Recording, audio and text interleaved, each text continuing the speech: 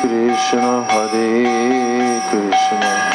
Krishna Krishna Hare Hare Hare Rama Rama Rama Hare Hare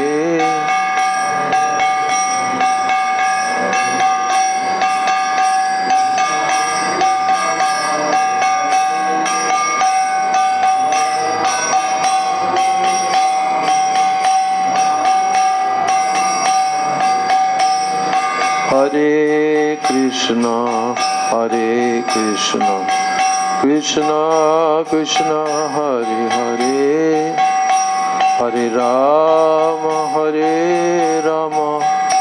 Rama Rama Hare Hare Hare Krishna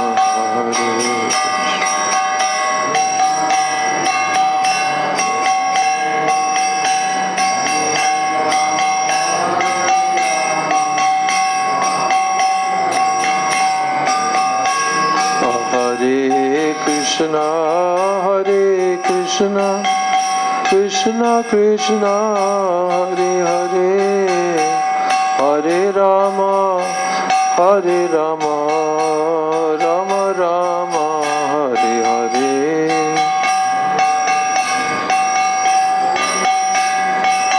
Krishna Krishna Hare Hare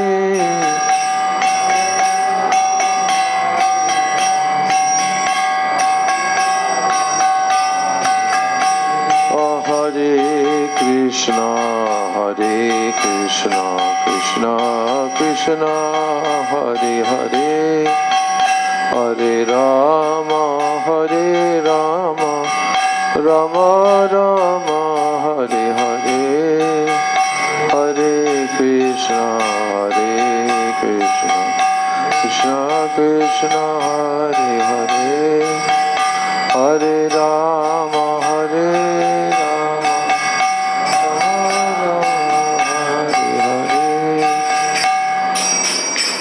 Shri Guru Charana Padma Kevala Bhakti Sadma Shri Guru Charana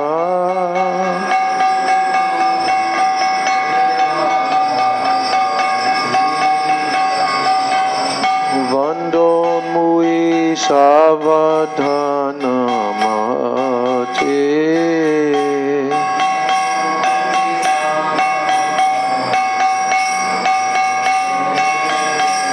Vandon Mui Savadhana Mate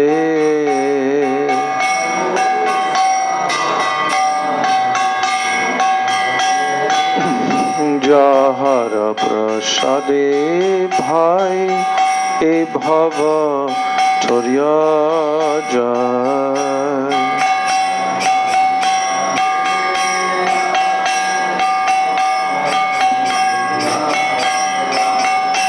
Krishna Prapti Hoi Jaha Hoite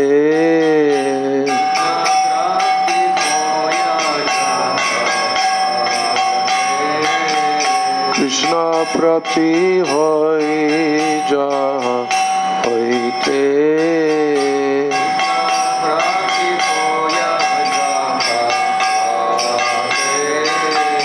Guru Mukha Padma Vakya Chitte Koriya Aikya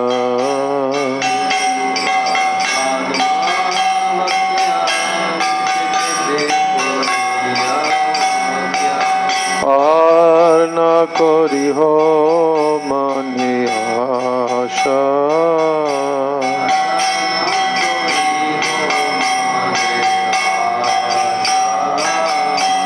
Arna Koriho Mani Asha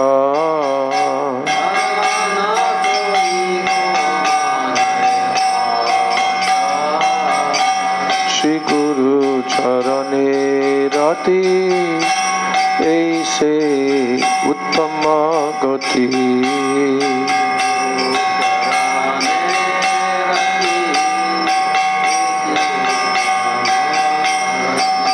ये प्रसादे पुरे सर्व आशा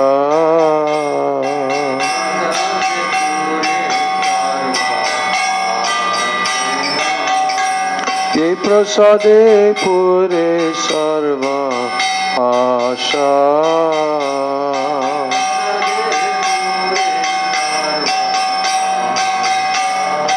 चकुदान दिलो जे जन्मे जन्मे प्रभु से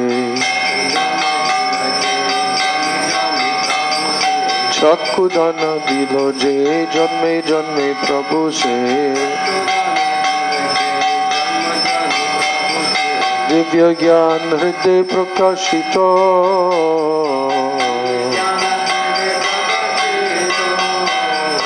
दिव्य ज्ञान हृदय प्रकाशित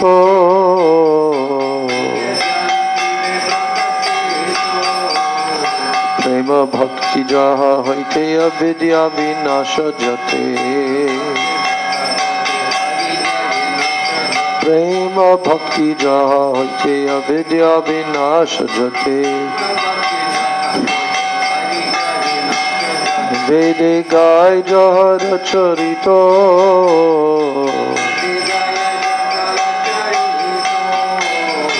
वेदे गाय जहर चरित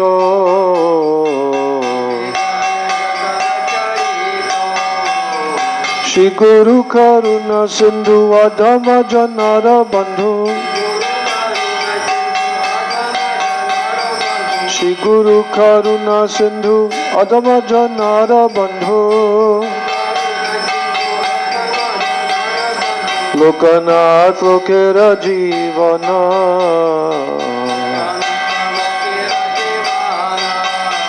लोकनाथ लोकेर जीवन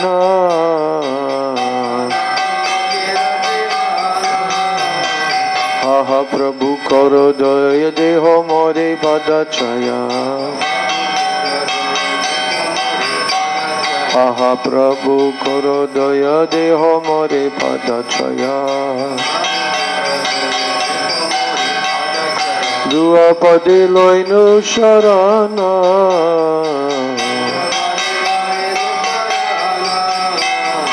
दुआ पदे लयनु शरण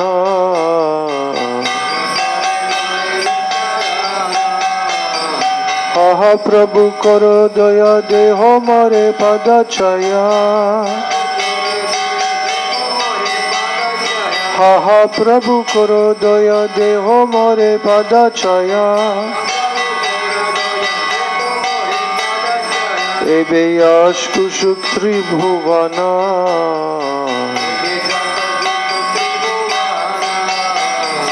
एबे आशकुशु त्रिभुवन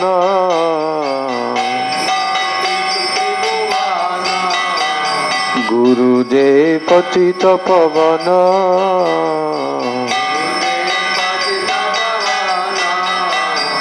गुरुदेव पतित पवन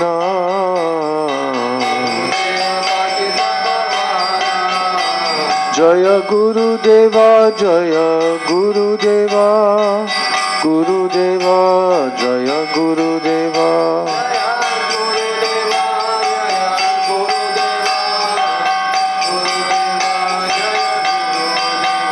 जय पतित पवन शील गुरुदेवा पतित पवन शील गुरुदेवा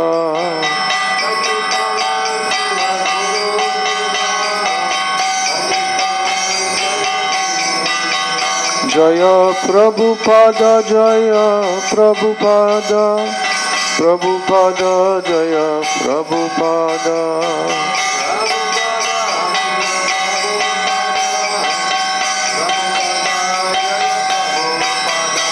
जय प्रभुपाद जय प्रभुपाद प्रभुपाद जय Prabhupada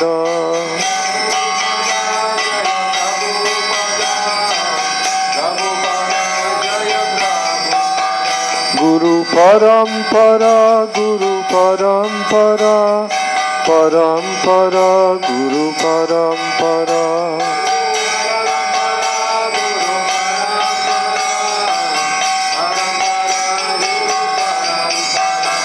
Jaya Nitai Jaya Gaur, Jaya Nitai Jaya Gaur.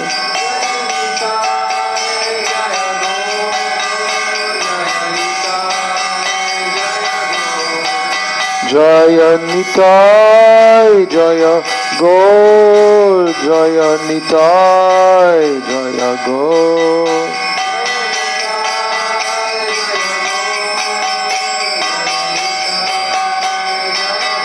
Nitai Gaur Hari Bol, Hari Bol, Hari Bol, Hari Bol.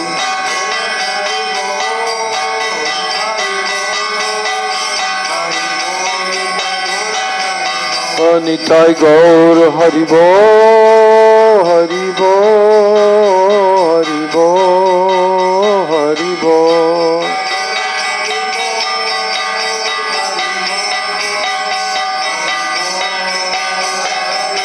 Nitai Gaur Hari Bol, Hari Bol, Hari Bol, Hari Bol.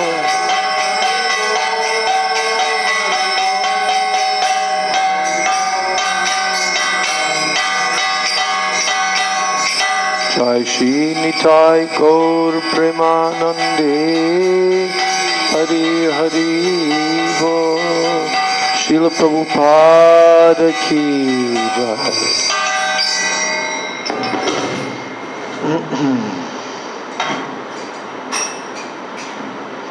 Om Ajnanatimirandasya Jnananjana Shalakaya Chakshurunmilitam Yena Tasmai Shri Gurave Namaha.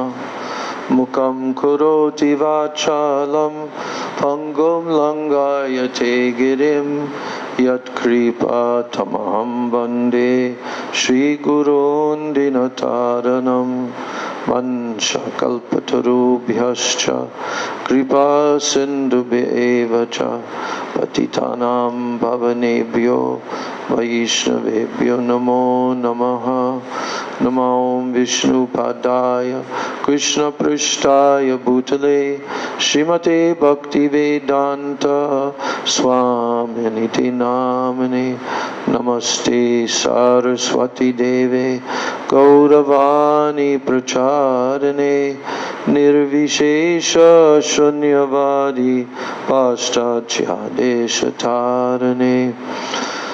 Namo Mahabhadanaya Krishna Prema Pradayate Krishnaya Krishna Chaitanya Namane Gaura Trise Nama Nityanandam Namastubhyam Premananda Pradayane Kalo Kalamashanashaya Janava Pataye Nama Ajanulambita Bhujo Kanakavadato Samkirtanaika Pitaro Kamalaya Taksho Vishvambaro Dvijavaro Jugadharma Palo Bande Jagat Priyakaro Karunavataro Panchatattvatmakam Krishnam Bhaktarupa Swarupakam Bhaktavataram Bhaktakyam Namami Bhakta Shaktikam. He Krishna Karuna Sindho Dina Bandho Jagatpate Gopesha Gopika Kanta Radha Kanta Namostute Tapta Kanchana Gaurangi Radhe Vrindavaneshwari Vrishabhanu Sude Devi Pranamami Hari Priye.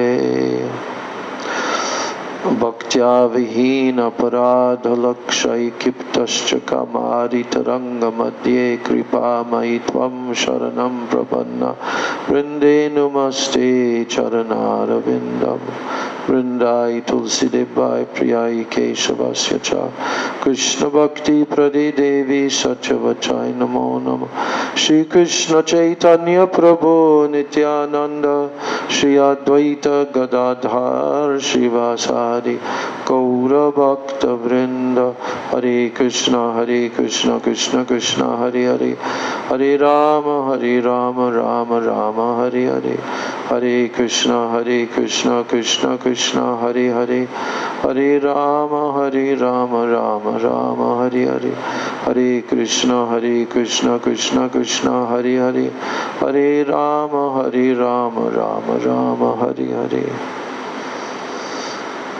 First of all, I offer my unlimited Dandavat Pranams and my Shraddha Pushpanjali at the divine lotus feet of my most worshipable beloved Gurudev Nitya Leela Pravishta, Om Vishnu Pad Paramahansa Astatarasata, Sri Srila A.C. Bhaktivedanta Swami Maharaj Srila Prabhupada. And then I'm offering my same unlimited Dandavat Pranams and my Shraddha Pushpanjali at the lotus feet of my most worshipable beloved Siksha Gurudevs, Nitya Leela Pravishta Om Vishnu Pad Paramahansa Astatarasata, Sri Srila Bhakti Rakshak Sridhar Goswami Maharaj and Nitya Leela Pravishta Om Vishnu Pad Paramahansa Astatarasata, Sri Srila Bhakti Vedanta Narayan Goswami Maharaj. I offer my Dandavat Pranams to the lotus feet of all of my Sri Sri Rupanuga Guru Varga, to my Siksha Guru Varga. And I offer my Dandavat Pranams to all the Vaishnavas and to all the Vaishnavis.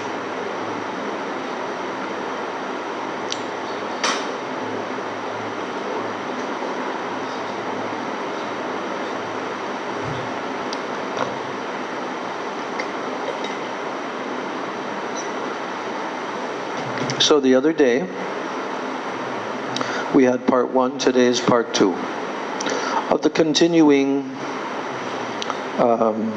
efforts to encapsulate the glories of our beloved Srila A.C. Bhaktivedanta Swami Prabhupada, who actually came to the Western world alone in 1965.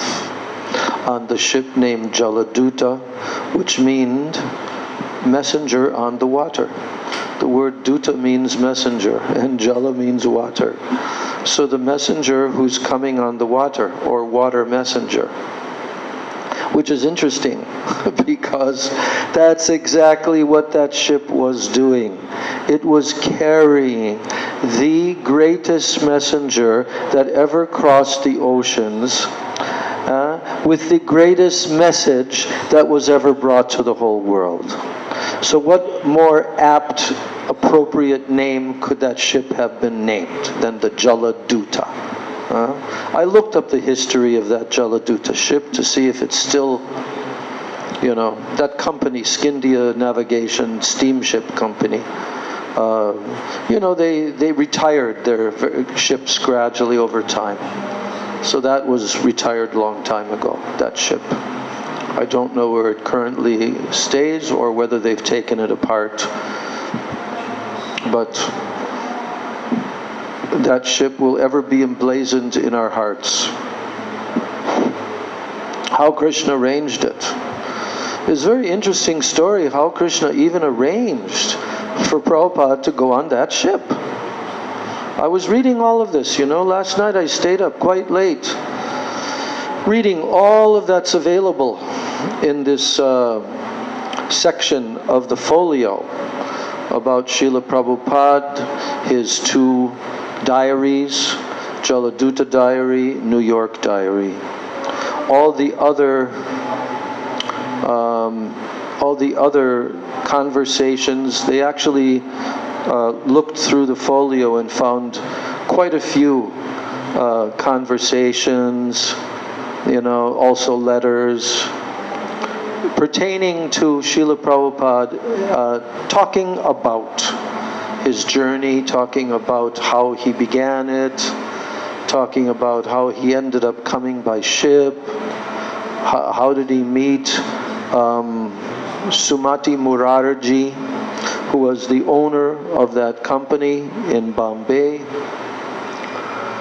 So many details are very interesting to those of us who relish and taste anything, any details concerning Srila Prabhupada's wonderful activities, and especially his epic journey. This is the epic journey that will be remembered by the whole world for thousands of years. He broke through the barrier. His godbrothers even told that about him. I don't remember exactly which one had told it, but one of them expressed that, yes, Bhaktivedanta Swami Maharaj, there was an impenetrable wall in the Western world that none of us could break through. Even, the effort was made by Srila Prabhupada Bhaktisiddhanta Saraswati to send a couple of his disciples there, with great expense also at that time. So, and they valiantly preached, there's no doubt about it. They valiantly preached, and they were highly qualified, like Pujapad Bhakti Hriday Bon Maharaj. When we read about his biography from Srila Bhakti Vigyan Bharati Maharaj, we see what extraordinary personality. And also Bhakti Saranga Goswami Maharaj, he also went. And I only learned about his being there through Srila Bharati Maharaj. And when I heard the description about him, then I became very attracted to him and very attached to him. I felt very attached to him. Because also he was a very intimate friend of our Srila Prabhupada. There is a photo of them sitting together. I believe that it's after Prabhupada went to the West and then returned, in a group. And Srila Narayan Maharaj is in the same photo. He's standing up, addressing an audience with a microphone. So all of the details, these are like sacred shastras, these memories of Srila Prabhupada by those who had his divine association and were deeply, deeply affected by his association. Some elderly sannyasi personality is arriving.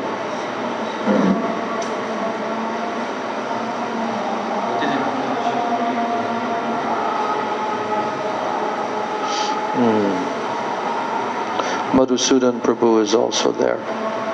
He's returned from South India.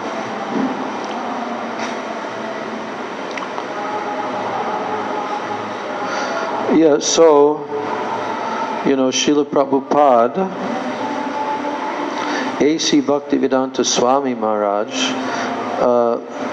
it's wonderful that he kept a diary. If he had not kept that diary on the Jaladuta, we'd know nothing, pretty much nothing, unless he would have told any details after. But that diary, and also the diary of his efforts to preach in New York City all alone. That's what I was reading last night. There was a few months that lasted all the way from October through July. But it's amazing how it all happened, and Srila Prabhupada was reflecting on that in one of his conversations that they had found in the folio. And then he began to say that this movement, it is something like, okay, now you know that one-stringed instrument that people play here in Bengal? Ding, ding, ding, ding, ding, ding, ding, ding, ding, ding. What? Sitar? Sitar has many strings. What are you? Don't know? You just sitar? No, it's not sitar. It's not binding. No, esaraj is what you play with a bow.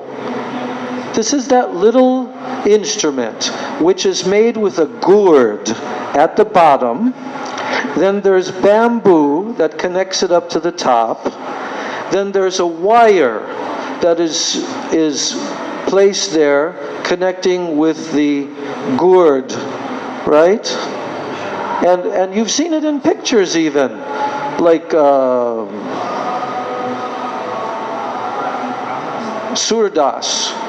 Surdas, that picture of him and Krishna sitting in front of him, and he's singing, he's blind, and he's ding ding. But we've heard it many times, even here, in the neighborhood here, when they have kirtan performances, I hear that instrument. It can be played very beautifully and expertly, just one string. Okay? So you know what Srila Prabhupada said?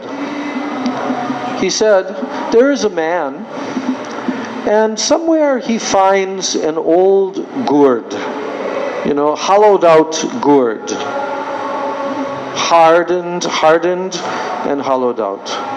Then he finds a piece of bamboo lying somewhere. Then he finds a piece of wire, and he strings this together. So Prabhupada said, this is how this movement was put together. In such a, unlikely manner. Certainly there was a plan, but Prabhupada is kind of saying that it was only Krishna's plan. He sent this, then he sent that, and then he sent this, and And this is how our movement is going on. So this is something that Prabhupada told around 1969, 70, like that. Yeah, so we heard the other day Srila Prabhupada's journey on the Jaladuta and his arrival in Boston Harbor. But for us, the most important thing is what he did while he was sitting on the ship in Boston Harbor. And he says, I revealed my mind to Krishna. That prayer is called, that Prabhupada wrote a prayer. It's about like 15, 20 verses, something like that. And he gave it the title, Markane Bhagavata Dharma. You know what Markane means? In America. I didn't know that before. I thought it meant just like Western countries. But then last year, Madhukar said, no, Markane means America. In America. So, Markane Bhagavata Dharma, preaching Bhagavat Dharma in America. Now he's just arrived on the shore, right? He's just arrived, and he hasn't begun his preaching yet. But we're going to find out about his preaching.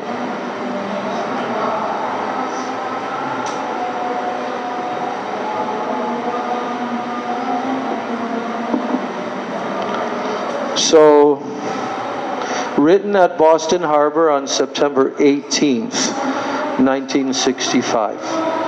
And after he wrote that, then the ship proceeded to New York. And you know where it docked in New York? By the Bronx, Brooklyn, right around there. And I thought to myself when I read that yesterday, that because that's where he would go also to look at the chart of when the ships were coming from that company, Scindia steamship. So Prabhupada was he was very near to where that Henry Street temple. But I never went there. Although I was there at that temple for a couple of years, I had heard that Prabhupada's ship came nearby to there. But we didn't have any of these details back then. We didn't have Prabhupada's diaries, nothing. We knew very little about Prabhupada's journey, But now we know. Now we know so much. Now I'm going to read this prayer, which Prabhupada wrote in Bengali language. As I said, Srila Prabhupada told about this prayer that there on Boston Harbor I disclosed my mind to my companion Krishna. I disclosed my mind. So now he says, he's writing, Baro kripa koile Krishna adhamera prati ki lagiya nile heta koro ebe gati. Baro kripa koile Krishna adhamer prati. My dear Lord Krishna, you have given me your Baro Kripa. Baro Kripa Koile means you have given your tremendous mercy. Upon who? Adhamer Prati. The word Adhama means lowest person.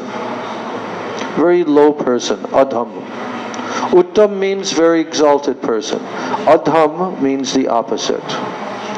So, Adhamer Prati, upon this very low person. Here it's translated as this useless soul. Then, Ki lagianile heta. Ki lagianile heta koro ebe gati. But then he says to Krishna, you've been so kind upon this useless soul, but I do not know why you have brought me here. Ki lagianile. Ki lagianile means why you brought me here. Heta, to this place. Koro ebe gati. So, Koro ebe gate, heta koro ebe gate means now you can do whatever you like with me. It is up to you, O Krishna. Now you can do. You've brought me here, and I don't know why.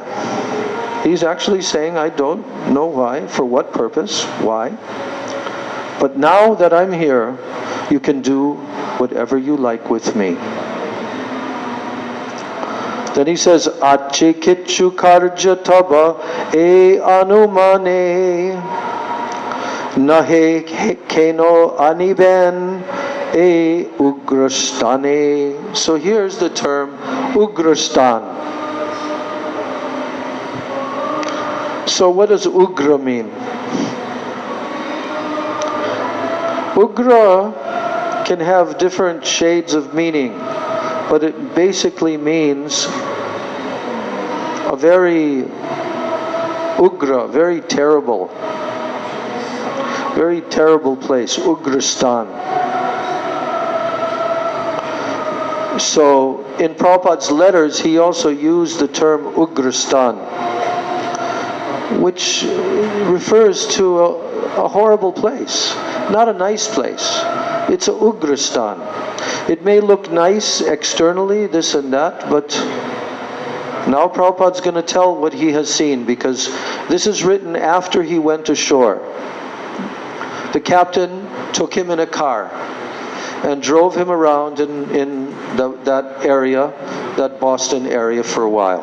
So that was Prabhupada's first glimpse of the people, the buildings, the arrangements there, the city.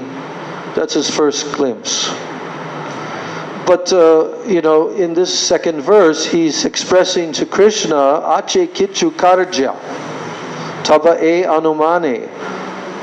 That means, Anumane means, I assume, I can guess, that since you brought me here, that you must have some purpose. Kichu Karja. Kichu Karja means some work to do, literally. But some business. Here, Prabhupada always used to like to use the word business, wasn't it?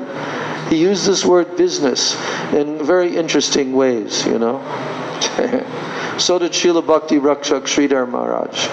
He also used this word business. I'm remembering that there's a one-liner that I really appreciated from him. Srila Sridhar Maharaj. You know, in English, when somebody's nosing around by you, you know, trying to see what you're doing, this, that. So you might turn and say to that person, mind your own business. Mind your own business. So Srila Sridhar Maharaj used that term in his preaching. He said, and this is in terms of Sharanagati. He said, every devotee, you have to do this. Mind your own business. Surrender. Don't worry about what others are doing, surrendering or not. You mind your own business. That's your business. That's what you need to do, is to surrender. So that was a nice quote from Srila Sridhar Maharaj. So Prabhupada is saying to Krishna, but I guess that you have some business here. Otherwise, why would you bring me to this Ugrastan? If you didn't have some purpose in business, then why would you bring me here? So I can guess that you do have some important business, kichu karja, some work. Now Prabhupada is describing in the next verse what he has observed about the people. What he has observed about the population of people that he now saw with his own eyes. Rajas tamo gune era sabai achanna Vasudev kata ruchi nahi se prasanna. So now he says, Rajas tamo gune. You know what that means? Rajas tama gune. Yes, yes. Which one? Passion, rajas, and tama. Ignorance. So he says, Rajas tamo gune era.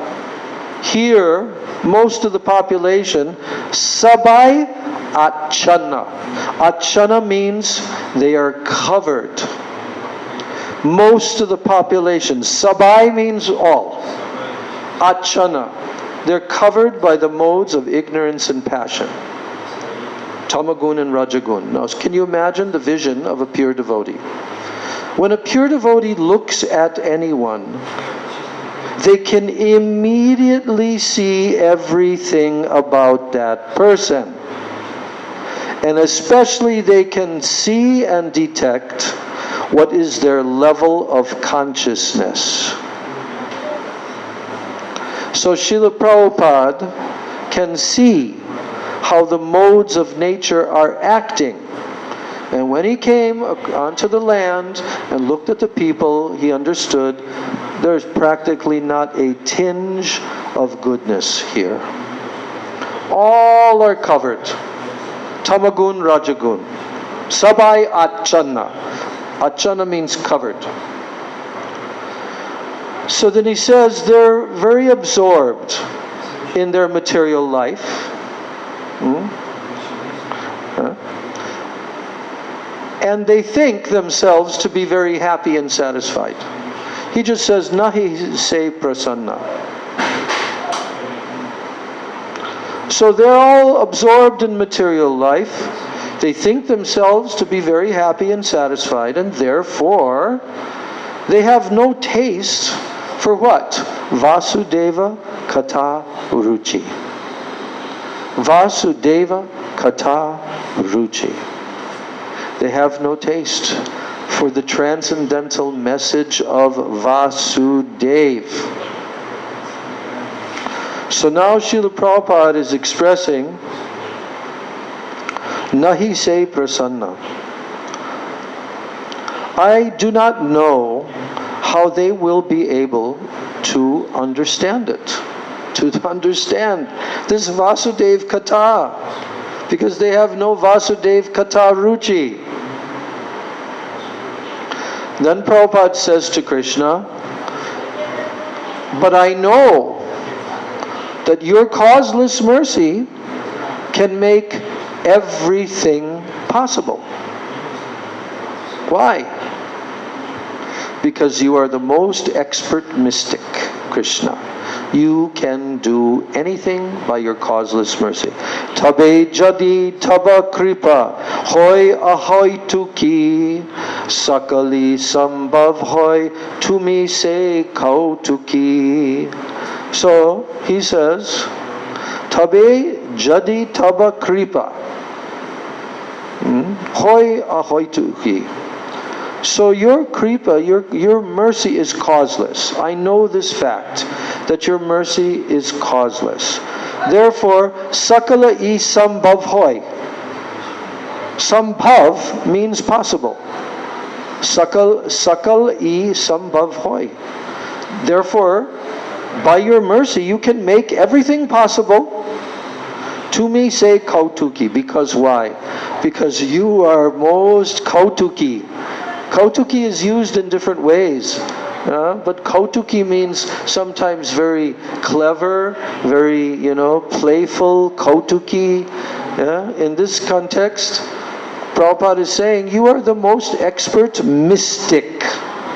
By your mystic power, you are so expert. You can make anything possible. That's what he's telling to Krishna. Then he says, Ki bhave bujhale tar, buje se ras.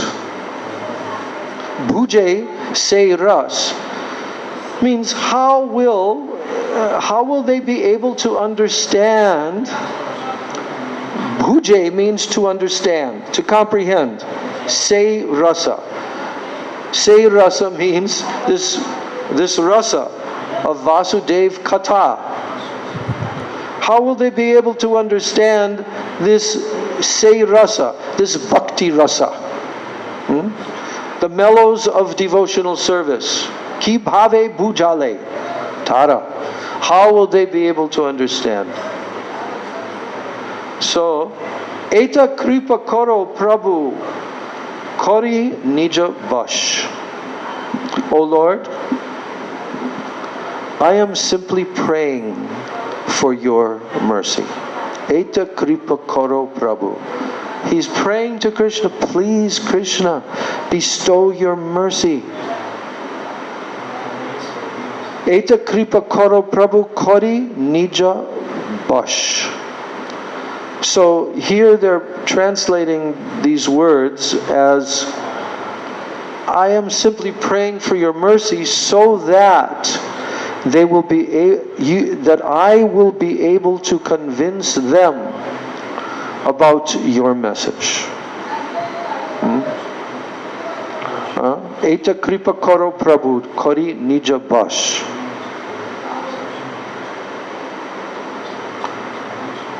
Tomar ichai sabahoy maya bash. So basha, it means control. Yes, because in both of these two lines, the first line says Prabhu kori nija bash, and the second line says Sabhoy maya bash. So basha means to be under the jurisdiction of, to come under the control of. So Prabhupada was saying that by your mercy, then they can come under your control, O my Lord, if you bestow your mercy. If I am able to convince them about your message. So now he says, Tomar ichai, that means by your desire, Sabhoy maya bash. All living entities, by your desire, have come under the control of Maya, the illusory energy. It is by your own will that they have come under the control of Maya. So, Tomar ichai, similarly, therefore, if you like, if it is your desire, then by your will, then Nash Mayar Parash. Then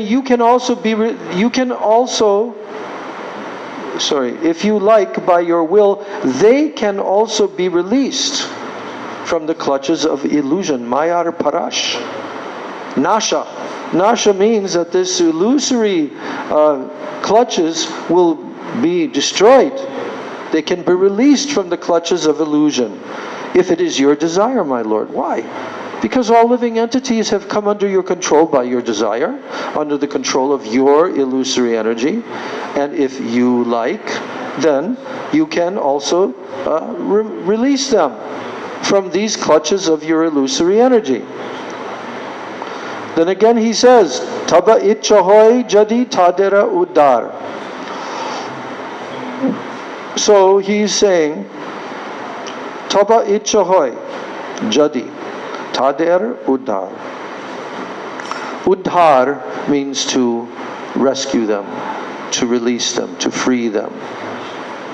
Taba itchahoy jadi tader uddar. I wish that if it is your desire, that you can deliver them from these clutches of Maya.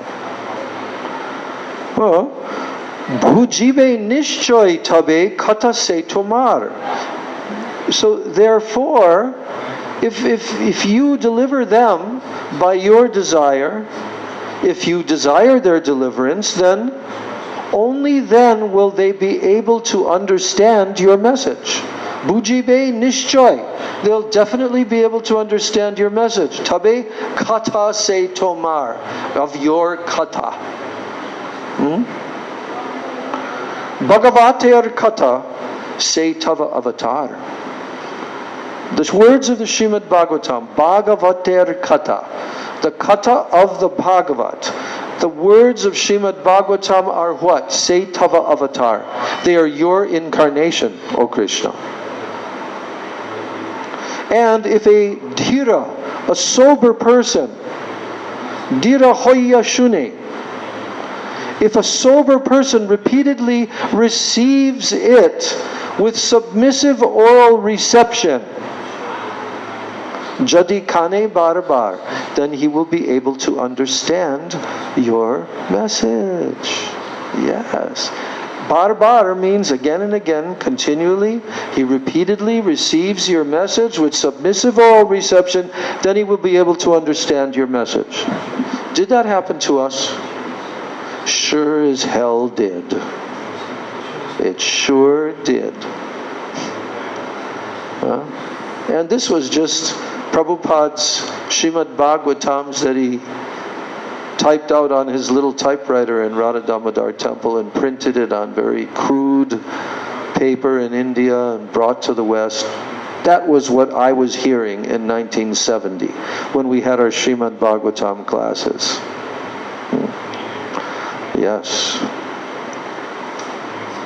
And because we continue to hear day after day, because we continue to practice and follow the process of the regulated practice, Vaidhi Sadhana Bhakti, in the association of bhaktas, hearing the words of the pure devotees, what happened?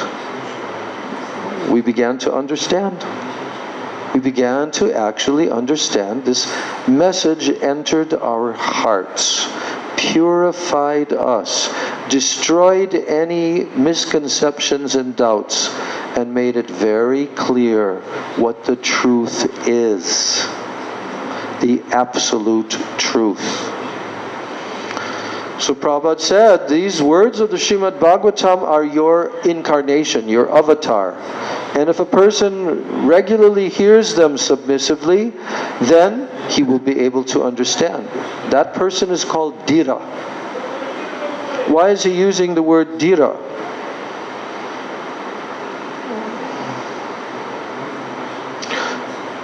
I think it's the second verse of Srimad Bhagavatam. Does that begin again? Yeah, Dharma projata kaita votra paramo nirmat saranam satam. Vedyam vastavam atra vastu shivadam tapatrayon mulanam. Srimad Bhagavate Mahamuni Krite kim va paraira ishwaraha sadyo hridi avarudyate takritibis shubis tatshanat. Now I'm thinking of the verse Vikriditam Vrajavadobir idam cha Vishnu. Because at the end of that shloka, then it says Dhira. So the word Dhira is very important. It means sober. It means you're not crazy. It means your mind is your intelligence are very clear. You are very clearly able to comprehend, deeply comprehend, and you know how to apply it. You live the message. So that person is called Dhira. Also in Upadeshamrita, the word Dhira is there. Which verse is that? Which one? Oh yeah. First shlok. Vacho vegam manasakroda vegam jiva vegam udaropasta vegam etan vegan yo vishaheta Dhira sarvam apimam pritivim sashishyat. So Dhira, very important. Srila Prabhupada is using that term here now. That if they are a sober person, sober. So it is said in the Srimad Bhagavatam, Srila Prabhupada now quotes the famous 5 shlokas, which made a huge impact on my life. And everyone's. And I didn't even know it until I came to Srila Narayan Maharaj, that these 5 shlokas are the main shlokas of the whole, summarizing the whole Srimad Bhagavatam. So Srila Prabhupada quoted Canto 1, Chapter 7, verses 17 through 21. Chapter 2. Canto 1, Chapter 2, verse 17 through 21. 17, 18, 19, 20, 21. So now we're going to ponder these 5 shlokas. Listen carefully. These are the ones that you want to know. These are the ones that you want to memorize and take very, very deeply into your heart. And I have to mention that because I quoted these 5 shlokas, because I had read this prayer of Prabhupada, and over time I had memorized these 5 shlokas, in 1994, when I went for the first Rajmandala Parikrama. It was either 94 or 95, before Gurudev came to the West. And we were celebrating Srila Gurudev's, Srila Prabhupada's disappearance day upstairs in Rup Sanatan. Gurudev called all the Western devotees to the Seva Kunj area there in front of those paintings, the Seva Kunj paintings. These ones here, where the altar is upstairs in Rup Sanatan. So Gurudev called us up there. And that morning I had also gone over to Srila Prabhupada's room at Radha Damodar. And I sat there chanting and praying. So when Gurudev told me to speak something, this was in the early period. He was not calling on us at that point so much. But little here, little there, he was calling on us. So anyway, somehow in the presentation that I made trying to glorify Srila Prabhupada, I quoted these 5 verses in front of Gurudev. And I quoted them successfully, without fumbling and he was very impressed.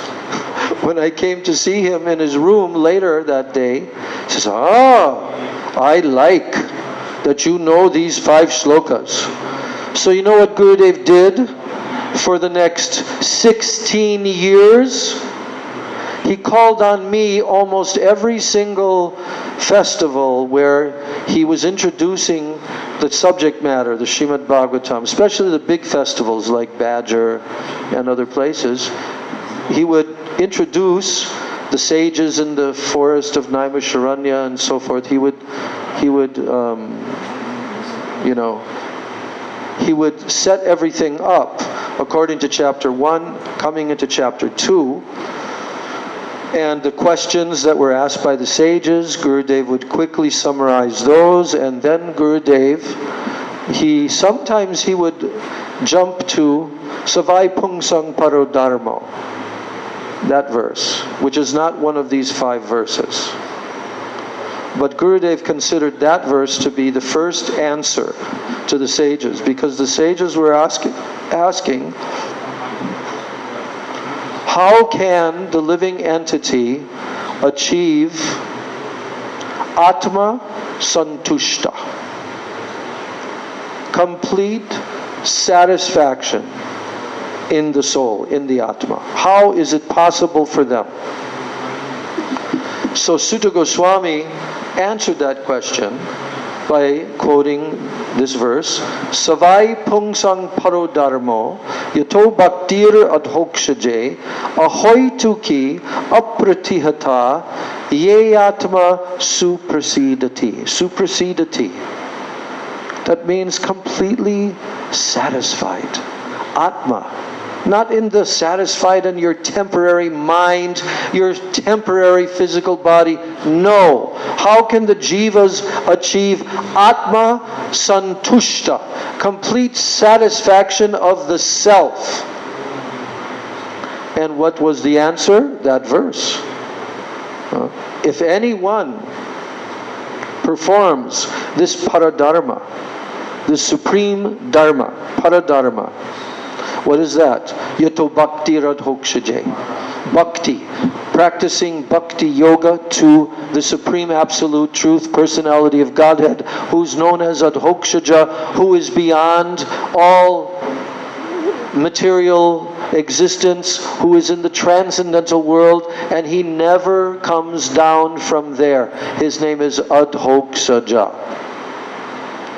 So when bhakti yoga is rendered by any person, Savai Pungsang. Pungsa means a human being, a person. Paro Dharmo, that supreme occupation, Paradharma. Yato Bhaktir Adhokshaje. By performing that, Bhakti to Adhokshaja, the Supreme Lord, begins to manifest. Bhaktir Adhokshaje Ahoy Tuki. Causelessly. What causeless? That means ahoy tuki bhakti. Not having any other motivation, only for the pleasure of Krishna.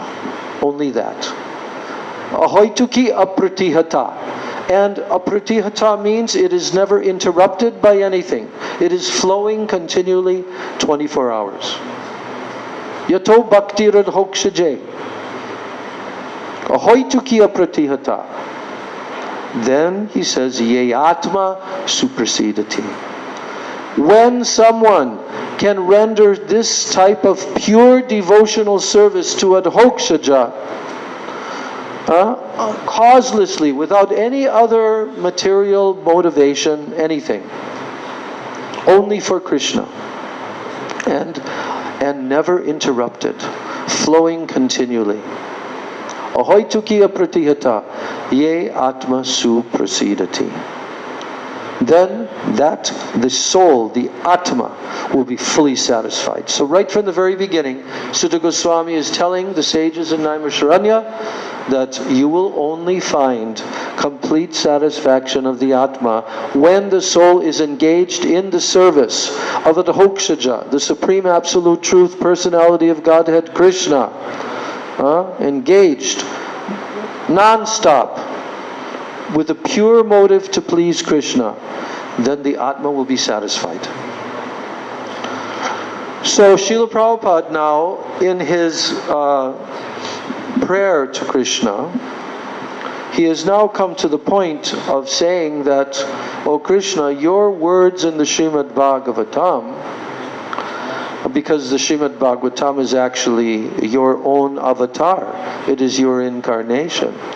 Okay? And if a sober person, if a dhira person repeatedly receives this message, he will be able to understand your message. So now he's quoting these 5 shlokas, the The first shloka is telling Shrinvatam Svakata Krishna. Svakata Krishna. Krishna Kata. What is Krishna Kata? The transcendental message about Krishna, by Krishna, like Bhagavad Gita is spoken by Krishna. This is Krishna Kata. About Krishna, Srimad Bhagavatam. So this verse of Bhagavatam is describing how when a person hears Shrinvatam, Svakata, Krishna, Krishna's own kata, Punya Shravana Kirtana. Oh, Punya. Punya means very exalted, very pure.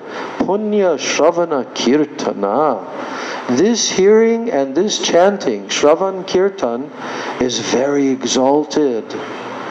What takes place? Hridi antaksto hi abhadrani vidunoti suhrit satam.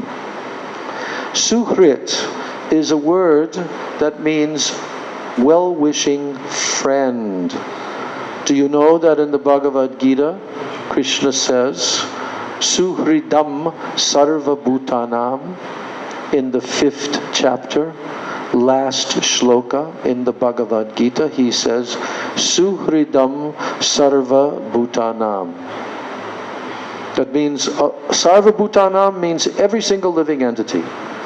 In all the millions of species of life, all the jivas are there. So all of these Bhutanam, all of these living entities, for each one of these living entities, I am their friend.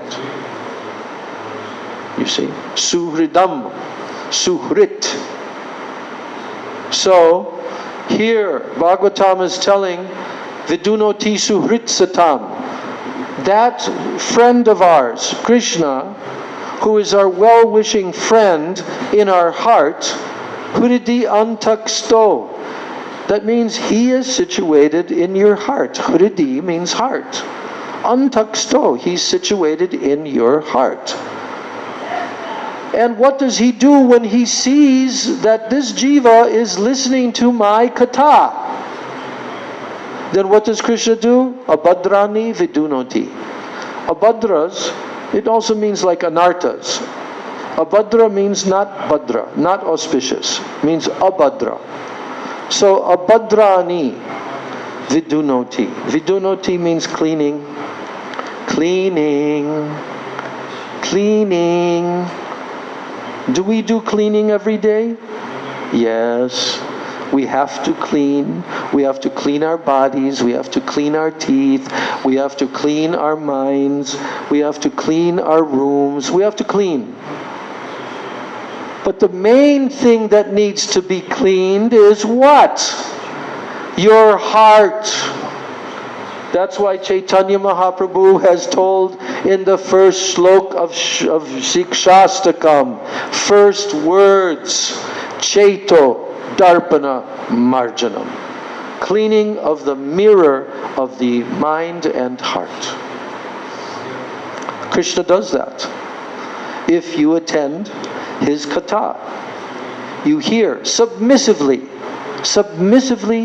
and very seriously, you hear his kata. Oh, this is very exalted. Punya Shravana Kirtana. So, then Krishna becomes the friend of who? Suhrit Satam. Satam means the devotees. Sat means the devotees. Satam. The devotees are devoted to Krishna. They're transcendental, although they're here in the material world. So Krishna begins to clean. Now, when I first read this verse, probably, I remember back in 70, 71, I took notice. I said, that's interesting. We can't clean our own heart, but Krishna can. Not only Krishna, but just his kata, just the transcendental sound vibration of his message can clean our heart. And when Krishna sees that you're trying, you don't have to be the greatest scholar or anything. but you're just trying to hear his message. Shrinvatam, you're trying to hear his message. That also includes reading. Reading is another form of hearing internally. So when Krishna sees that the jiva is trying to hear his message, what does he do? He becomes a well-wishing friend of that devotee, and he cleans all the abhadras, all the inauspicious things that have been sitting in our hearts for millions of lives. Is that not important? Is that not powerful? Try to comprehend this just by hearing. That's why Srila Prabhupada sat on his Vyasasan seat in 26 Second Avenue or wherever he was, and he kept on speaking about Krishna to whoever came. Prabhupada kept his diary. Each day, how many people came to his evening meeting? What was the amount of the donation that was left by them? Sometimes Prabhupada even said, oh, today was very good meeting. So there was a sequential increase in the number of people over many, many months. Sometimes only 2 people came, sometimes 4 or 5.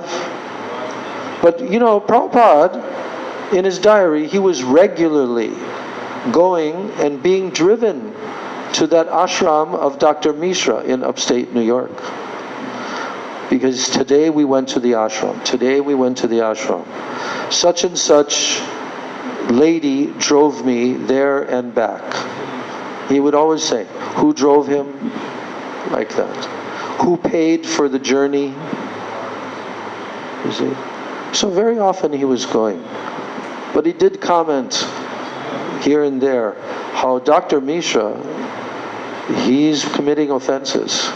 Prabhupada pointed out that Dr. Mishra was critical of the tilak and the kantimala, tulsi beads. Why? Because he's a Mayavadi. But Prabhupada indicated that he's doing some offense by doing this. Because the Mayavadis always commit offenses.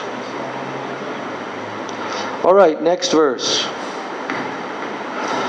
Nashtak, this is the verse that every Prabhupada disciple from the early days knows this verse by heart, because we said it every day together. The whole room full of devotees in the Srimad Bhagavatam class, before the lecture, before the class, we recited this verse. Nashtak prayeshu abhadreshu Nityam Bhagavata Sevaya Bhagavati Uttama Shloke Bhaktir Bhavati Naishtiki. Now you have to understand that this sequence of 5 verses is also chronicling. That means that these verses are indicating the advancement of the devotee step by step. First, Shrinvatam Sakata Krishna.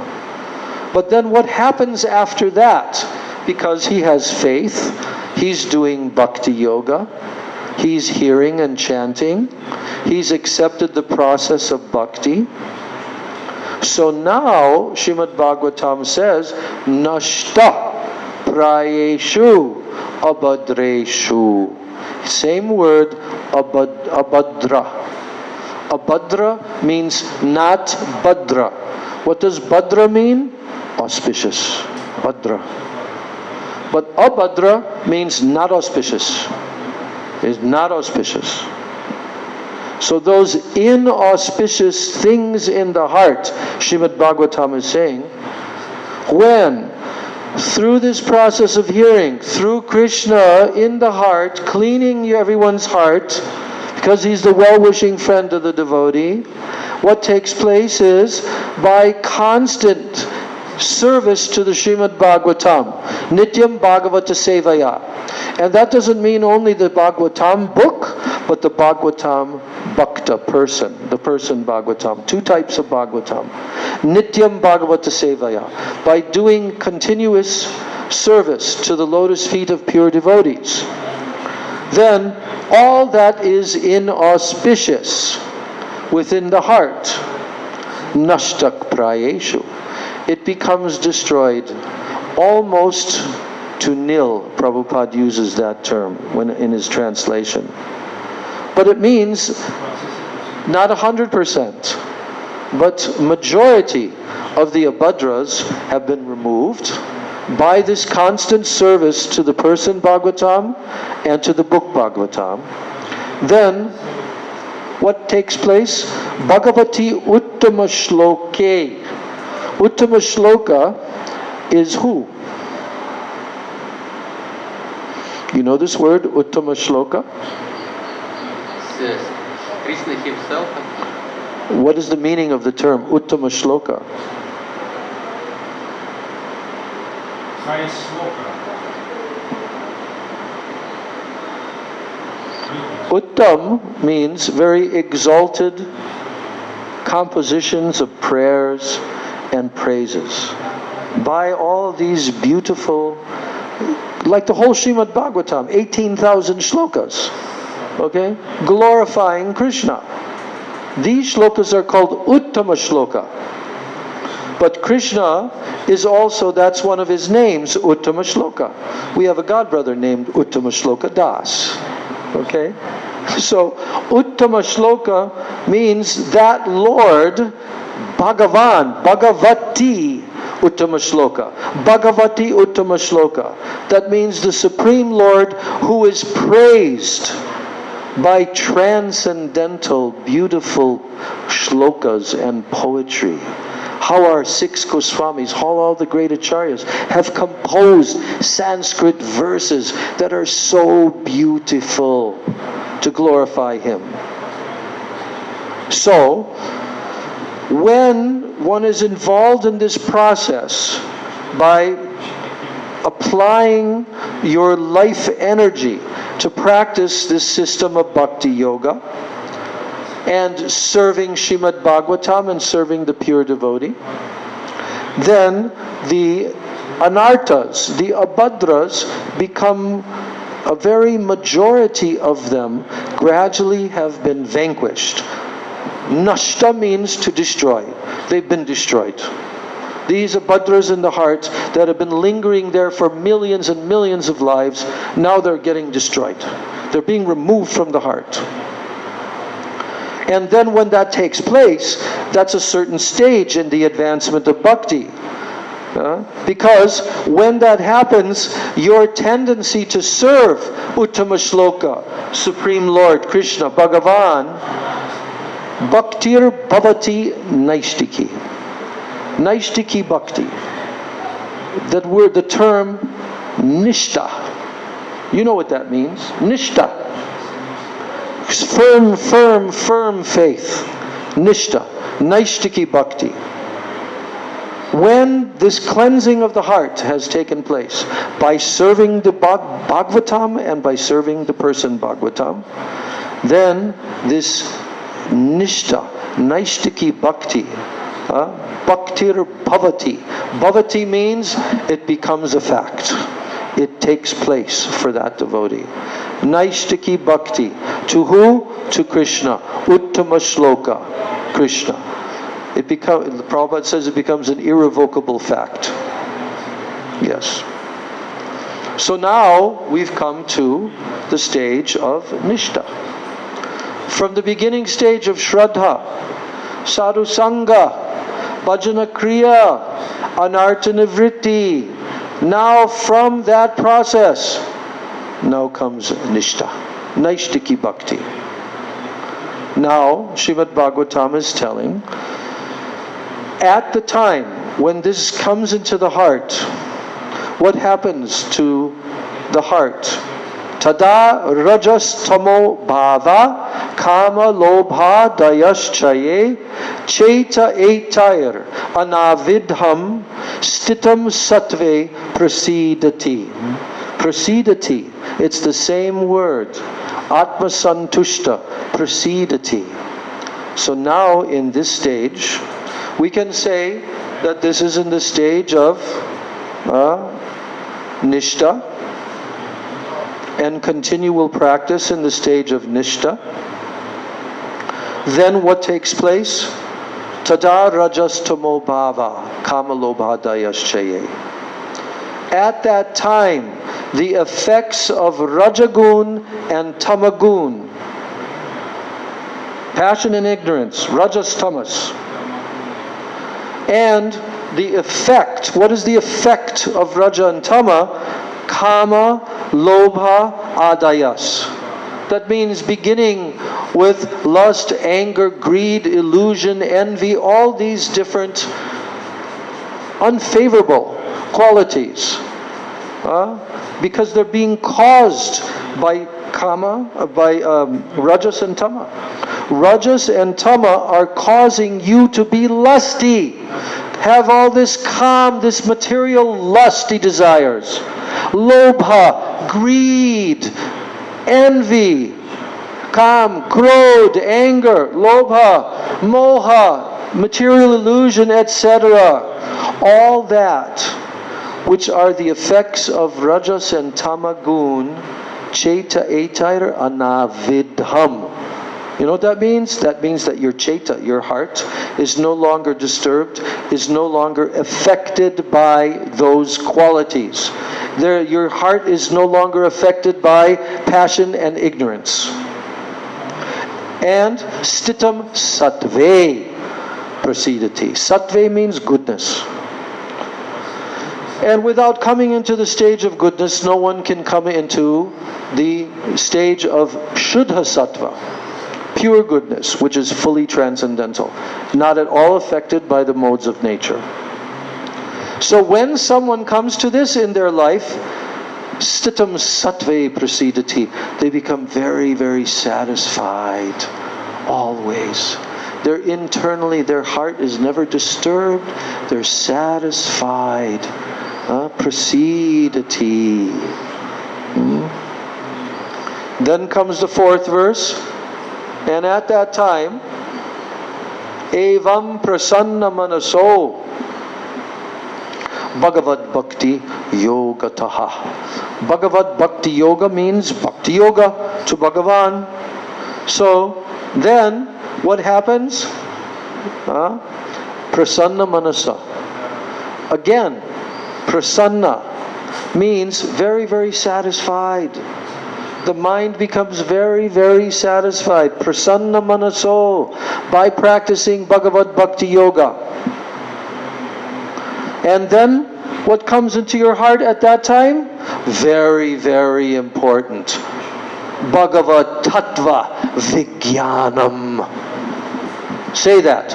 Bhagavad Tattva Vijnanam. Bhagavad Tattva Vijnanam.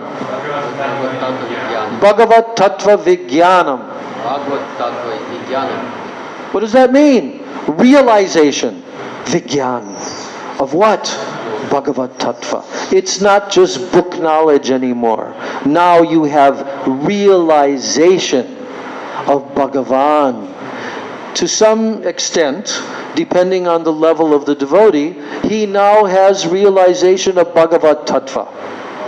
All Tattva Gyan comes into the heart at that time. Tattva Gyan, transcendental knowledge. You cannot call it transcendental knowledge unless it is realized. Vijnan. Then it becomes true transcendental knowledge. And when that comes into the heart, and the mind becomes prasanna manasa, very satisfied, by practicing bhakti yoga, then mukta sangasya jayate. Mukta sangasya jayate. Yes, thus established in the mode of unalloyed goodness. Yes, unalloyed goodness, the man whose mind has been enlivened, evam prasanna manasa. Prasanna manasa means that his mind has been enlivened by contact with pure devotional service to the Lord. Then he gains positive scientific knowledge of the personality of Godhead.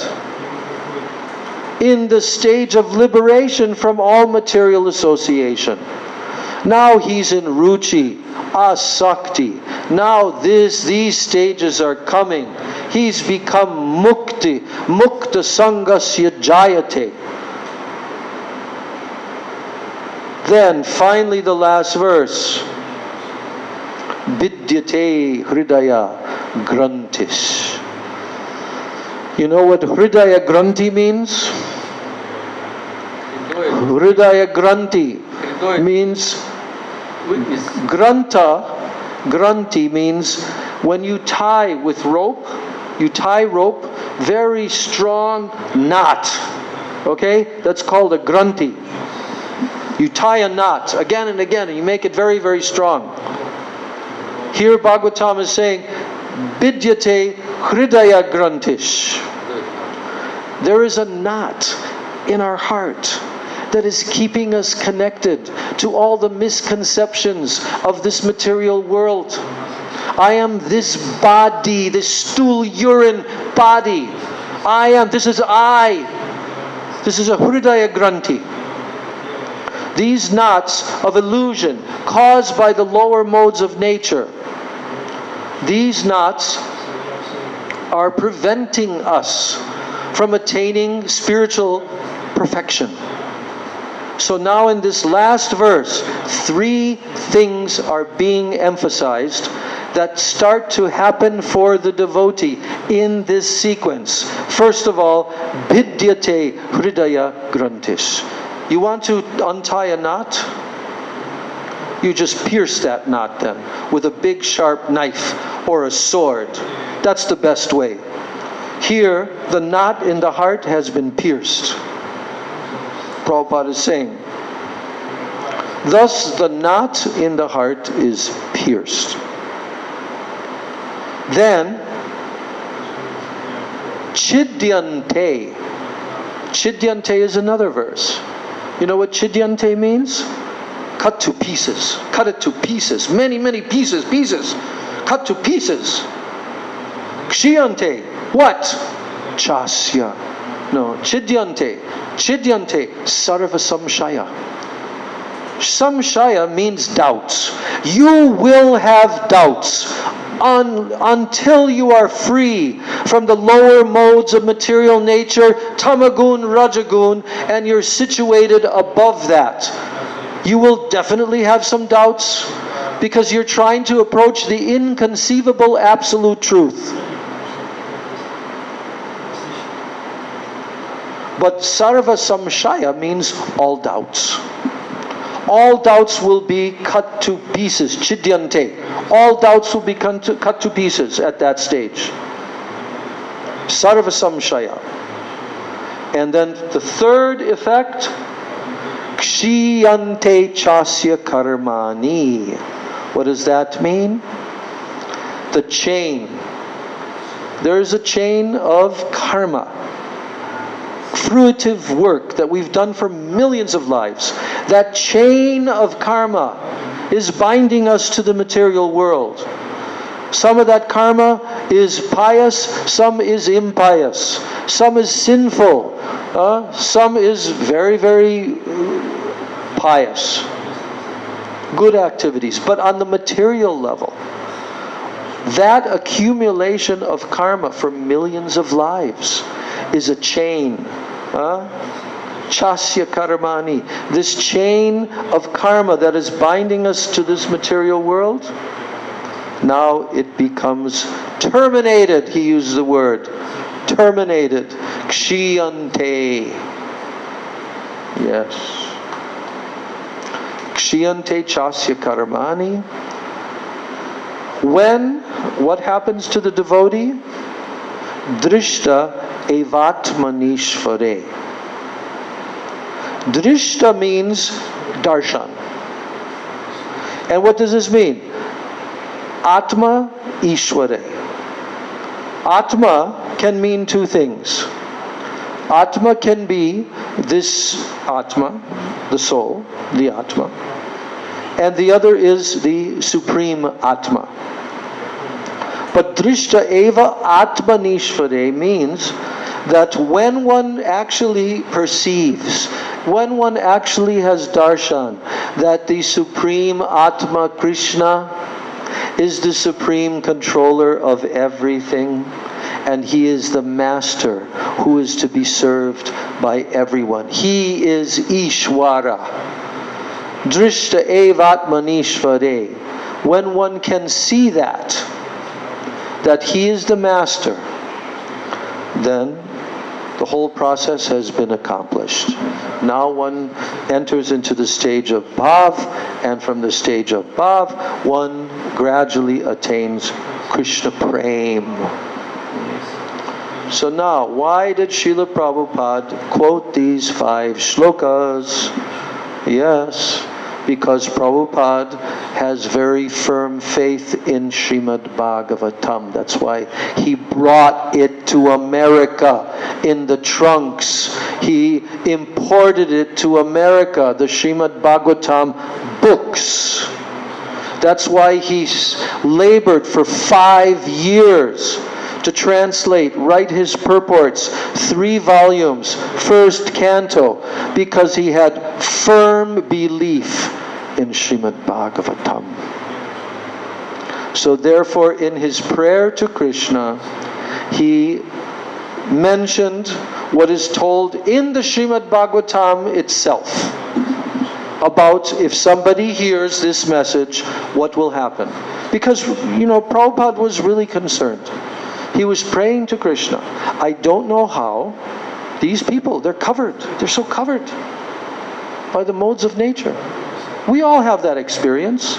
But we try to tell someone in our own country about Krishna, and they just don't get it. They're covered. They don't understand the importance, you see. And Srila Prabhupada was observing that this is the nature of these people. These people that I'm about to begin my mission to try to present to them all this transcendental knowledge of the Srimad Bhagavatam. How will it happen?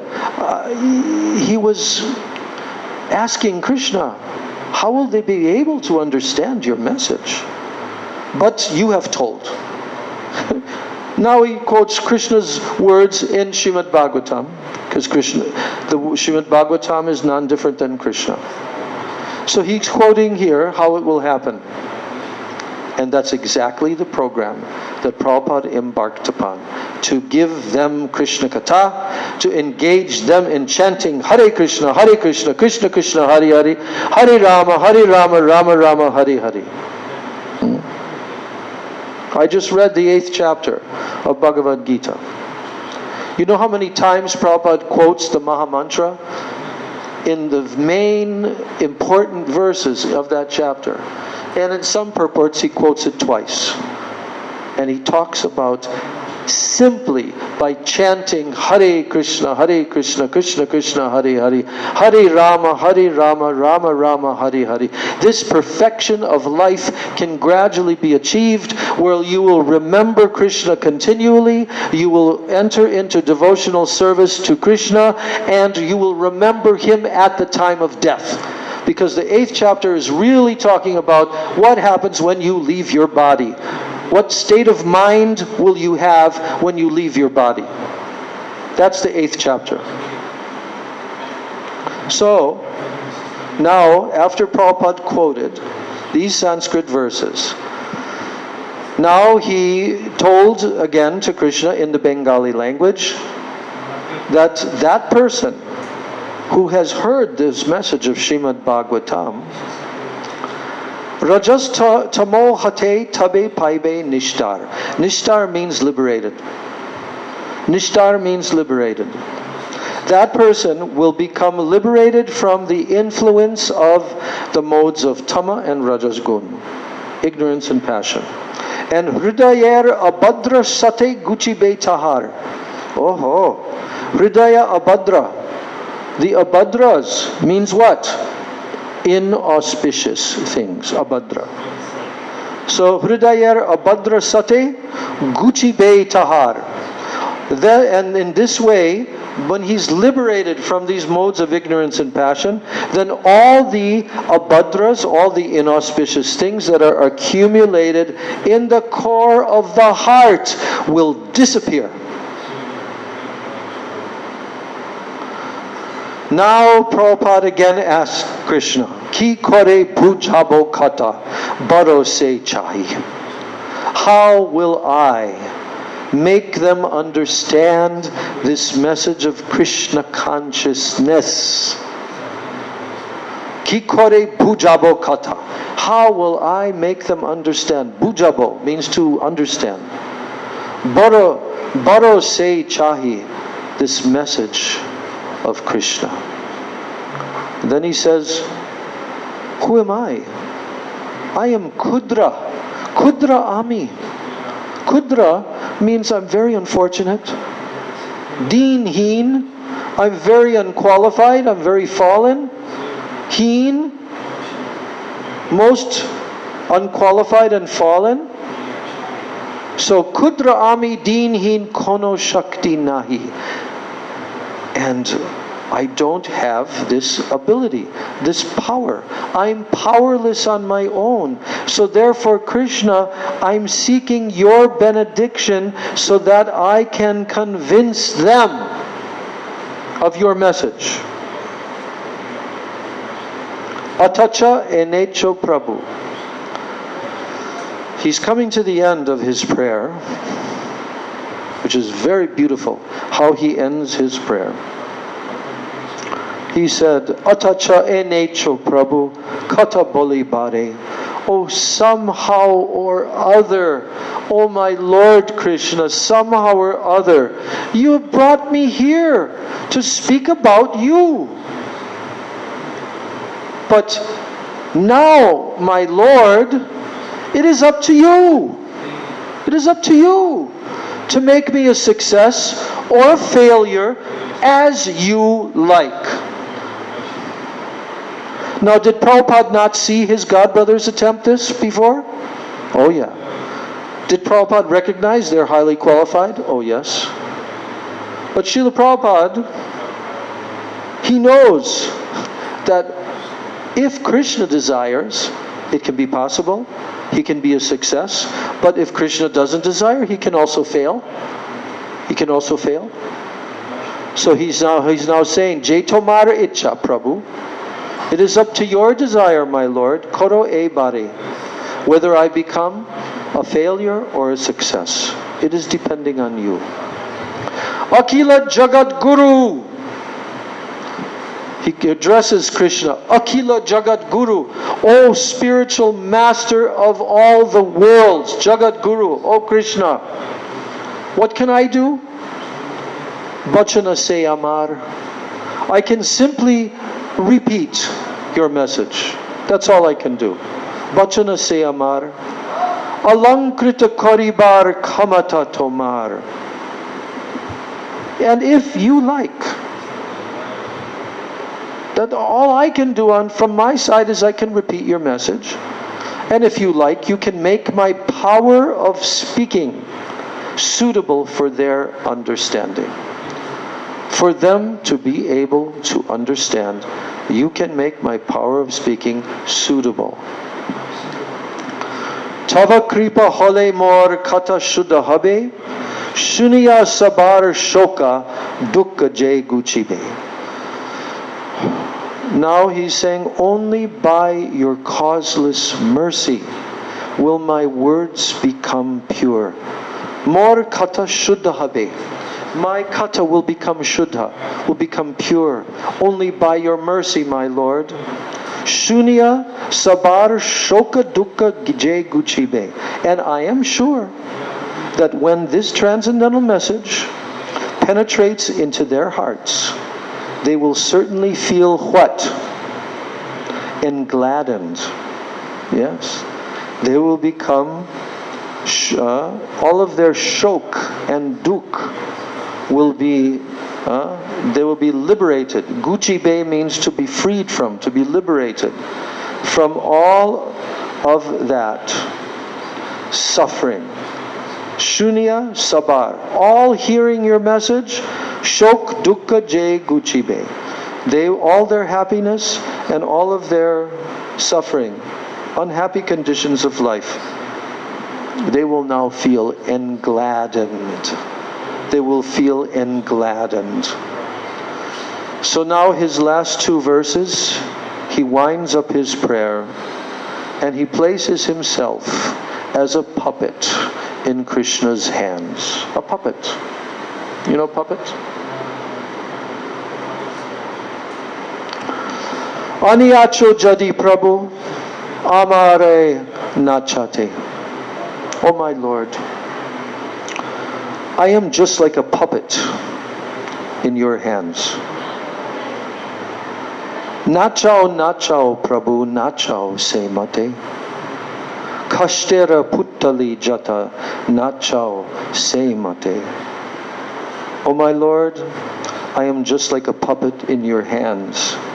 So, if you have brought me here to dance, he's using the word nacha. Nachao means to dance. Nachate.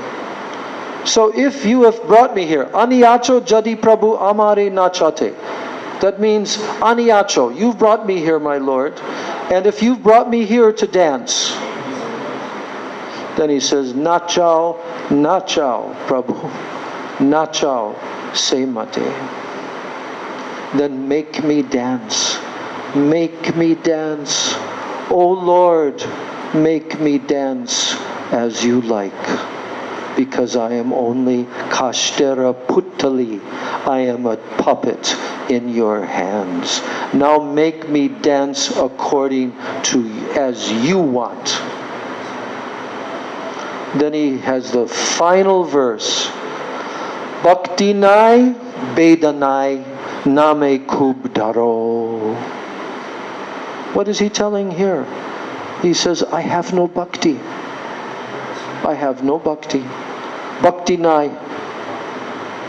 Then he says, I don't also have any Vedanai. That means knowledge. I have no bhakti and I have no Veda. No knowledge. But one thing I have, that is Kubdaro. Kubdaro means very strong. I have strong faith in Nam. Name Kubdaro. I have strong faith in your name, O Krishna. So now he ends with the last line. He says, Bhakti Vedanta Nam Ebe Sarta Koro. So, you have designated me as Bhakti Vedanta, because that's Prabhupada's sannyasi name, given to him by Srila Bhakti Pragyan Keshav Maharaj.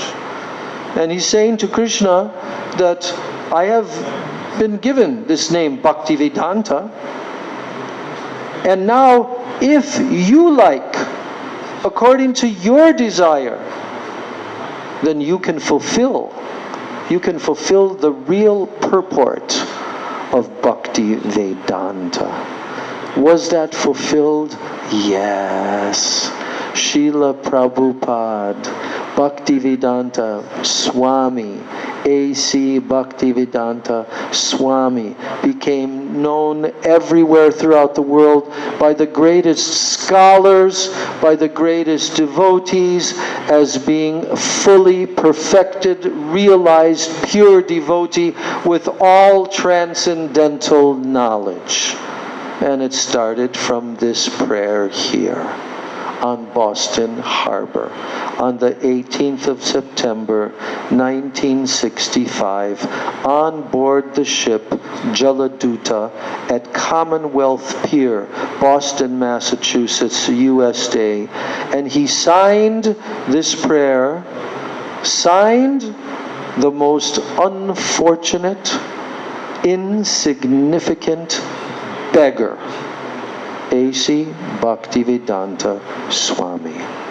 Most unfortunate and insignificant beggar. Yes. Jai Srila Prabhupada Ki Jai. Srila A.C. Bhaktivedanta Swami Maharaj Srila Prabhupada Ki Jai. Transcendental eternal servant of Srila Bhakti Siddhanta Saraswati Thakur Prabhupada Srila A.C. Bhaktivedanta Swami Prabhupada Ki Jai. Jai Srila Prabhupada's transcendental appearance day on Nanda Utsav Day, Ki Jai. So now we've completed our readings of Srila Prabhupada's prayers, of Srila Prabhupada's diaries. There's a lot more to read. I read it on my own, but you can also read it in the folio. Prabhupada's daily diary. It's very, very interesting. And it's also very interesting to see how it progressed, how it took place.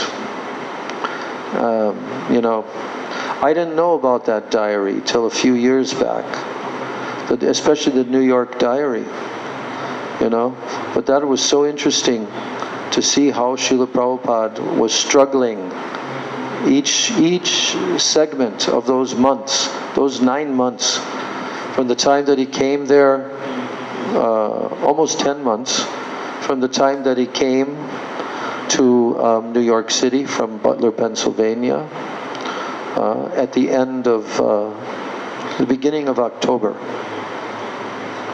Yes, and like the first week of October, because this is signed 18th of September, and he stayed exactly 3 weeks in Butler. So that would be the end of the first week of October that Prabhupada stopped his visit at the Agarwal's house, and he went to New York City. And he had a contact which was gotten from, I think also from before he left India, with this Dr. Mishra. It may be. So he had another person who would help him in New York, Indian man, who was a doctor, educated person, but he was also presenting himself to the American people as a spiritual guru. And he had following. He had a following. We've seen it in the videos. The group of people who would come to him, mostly middle-aged ladies. But here he was, you know, presenting some form of Veda knowledge. But because he was a Mayavadi, he was misleading the people. Yes, and you know, this Advaitavad that he was preaching to them, I'm sure he was preaching it systematically, that there's Dvaitavad and Advaitavad and like this.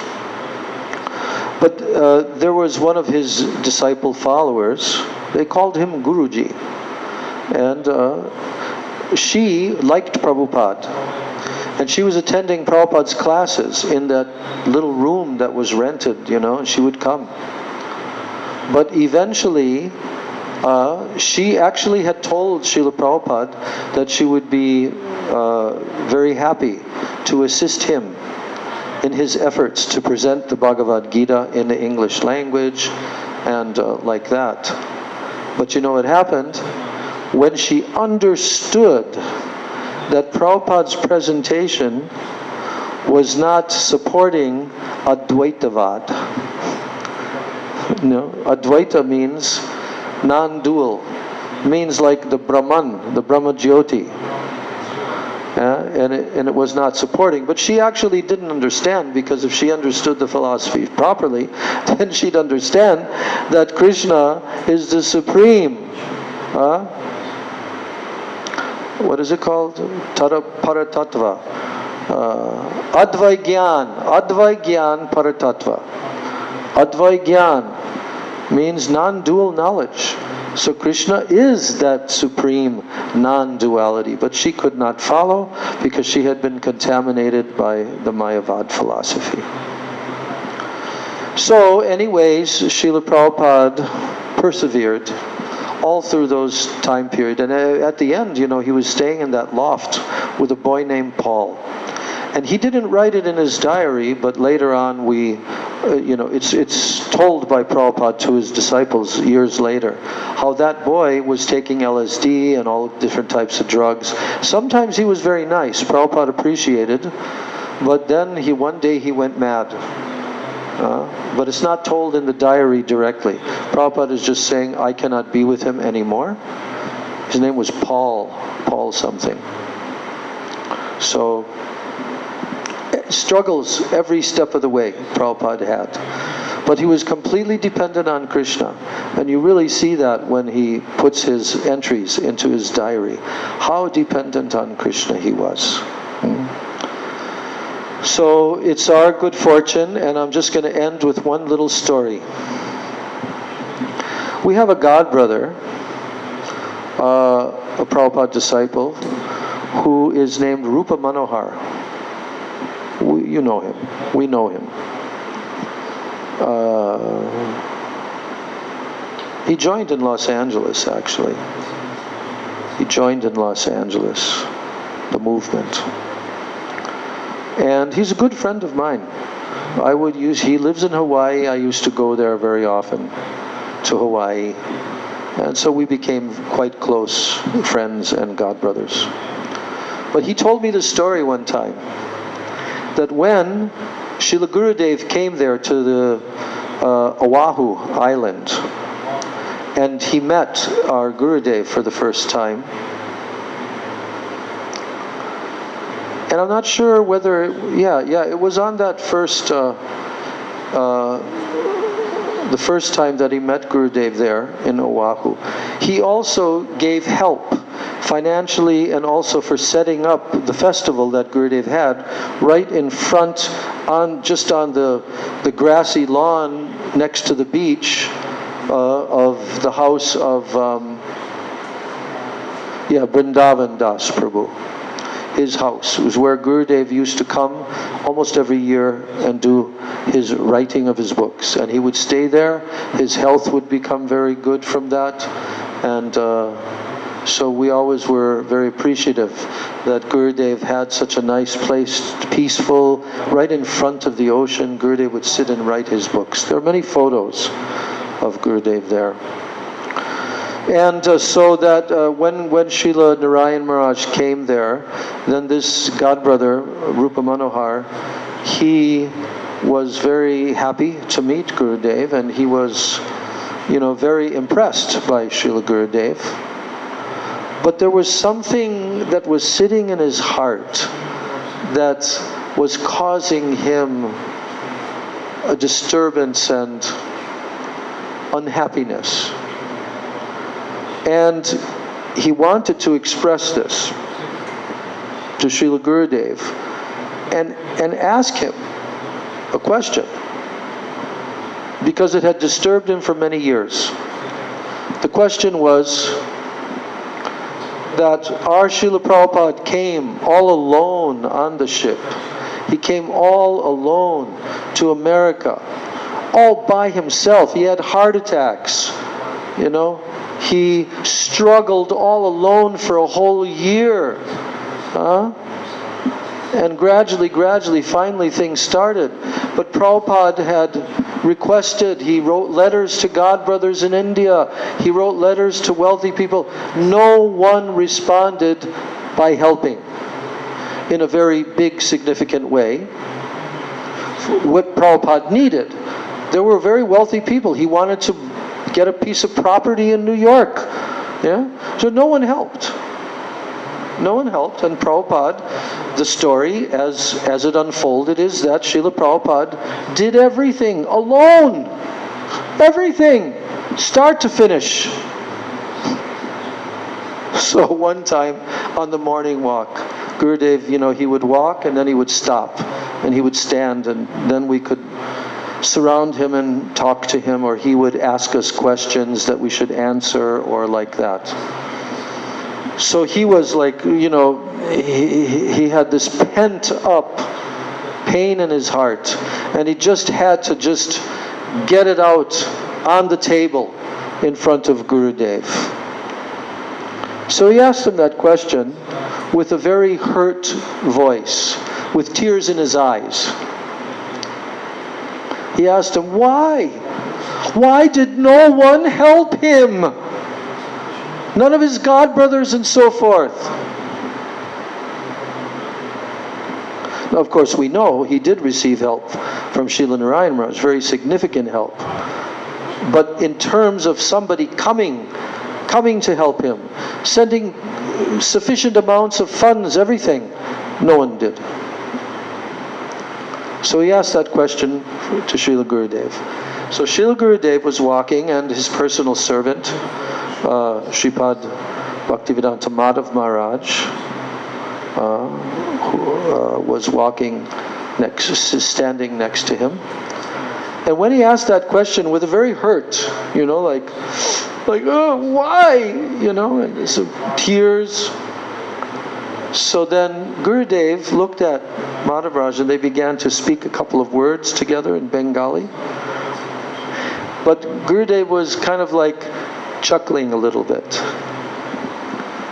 Chuckling, that means just like a little bit laughing.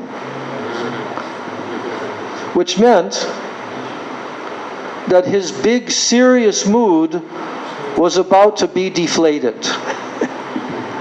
And all Gurudev had to say to him was, you don't know, you don't understand.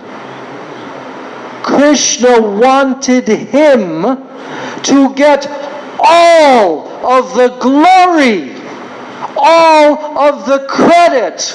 No one else, only him. Krishna wanted him to get all of it. And when he heard that, his eyes brightened, a smile came on his face, and then he understood. This is the will of Krishna, you see, how it unfolded. And no one can ever say in the future that he did not do it alone. He did it every single step of the way. For years, he did it alone. All glories to Srila Prabhupada ki jai. Gaur Premanande Hari Hari Bol. Jai Srila Prabhupada, Jai Srila Prabhupada.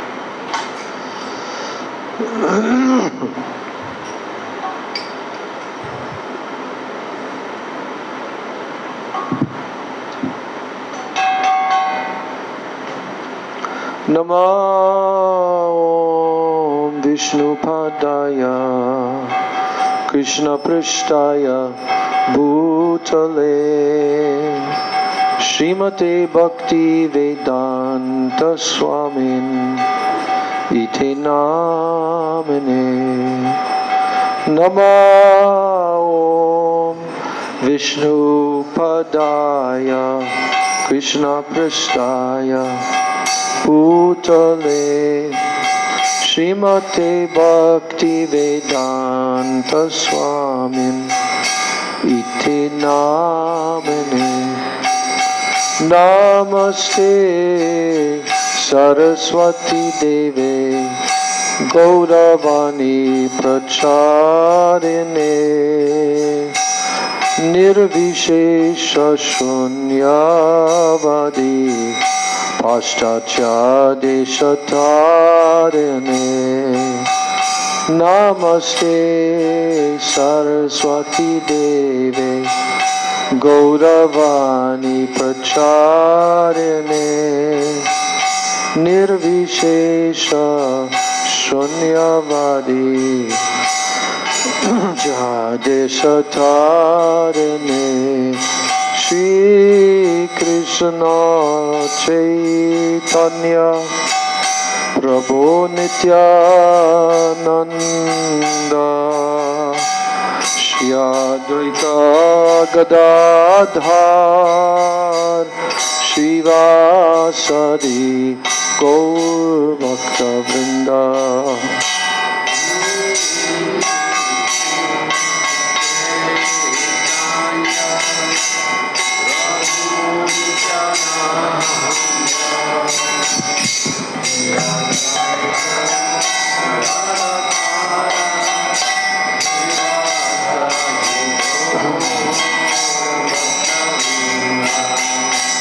Hare Krishna,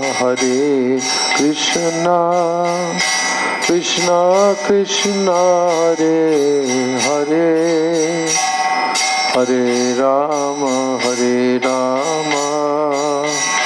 Rama Rama, Hare Hare, Hare Krishna, Krishna Krishna, Hare Hare, Hare Rama, Rama Rama, Hare Hare, Hare Krishna, Krishna Krishna, Hare Hare, Hare Rama, Rama Rama, Hare Hare, Hare Krishna, Krishna Krishna, Hare Hare, Hare Rama, Rama Rama, Hare Hare, Hare Krishna, Krishna Krishna, Hare Hare, Hare Rama, Rama Rama, Hare Hare, Hare Krishna, Krishna Krishna, Hare Hare, Hare Rama, Rama Rama, Hare Hare. Nitai Gaura Hari Bo, Hari Bo, Hari Bo, Hari Bo, Nitai Gaura.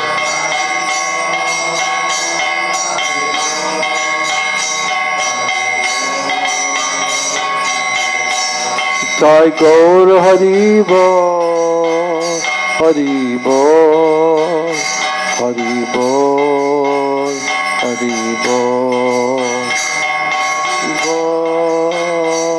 Hari Bo, Hari Bo, Hari Bo.